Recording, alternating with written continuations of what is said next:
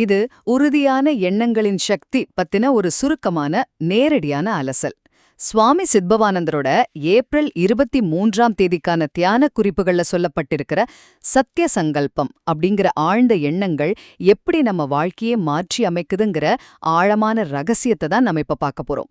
முதல்ல, இறைவன் ஒரு சத்திய சங்கல்பன், அதாவது நினைத்ததை நினைத்தபடியே உருவாக்குபவள்.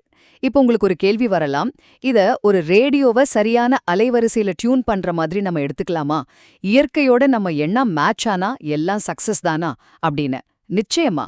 அவரோட எண்ணங்களுக்கு ஏற்ப நாமும் நம்ம எண்ணங்களை சரியா டியூன் பண்ணிட்டா நாம நினைக்கிறது அப்படியே நடக்கும். சரி, ரெண்டாவது விஷயம் என்னன்னா, இயற்கையோட நீதிக்கு ஏற்ப நாம சிந்திக்கிற எண்ணங்கள் நம்ம வெற்றியை உருவாக்கும். ஆனா அந்த இயற்கைக்கு முரணான எண்ணங்கள் நம்மளே அழிச்சிடும்.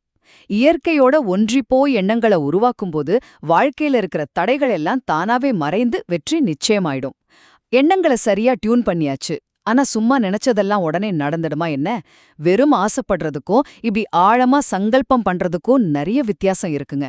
அதனாலதான் கடைசியா எண்ணிய எண்ணியாங்கு எய்துப எண்ணியார் திண்ணியாராக பெறின் அப்படின்னு திருக்குறள் ரொம்ப ஆணித்தரமா சொல்லுது. அதாவது, உங்க எண்ணத்துல நீங்க சற்றும் தளராத உறுதியோட இருந்தா மட்டும்தான் நினைத்ததை நினைத்தபடியே அடைய முடியும். சுருக்கமா சொல்லணும்னா, இயற்கையோட இணைந்த சற்றும் தளராத உறுதியான எண்ணங்கள் மட்டும்தான் நாம நினைத்தத நிஜமாக்கக்கூடிய மிகச்சிறந்த ஆயுதம்.